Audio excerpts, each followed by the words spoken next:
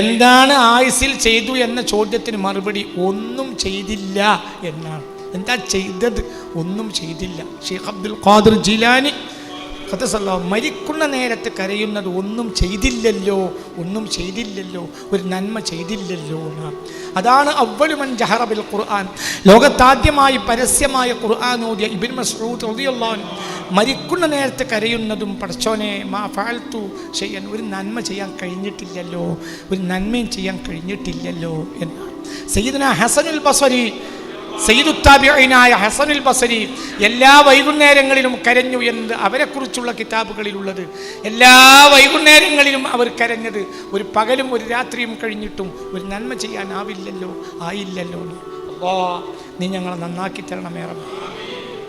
അവരൊക്കെ അങ്ങനെയാണെങ്കിൽ ഞങ്ങളെ കാര്യം എന്തായിരിക്കും റബ്ബേ?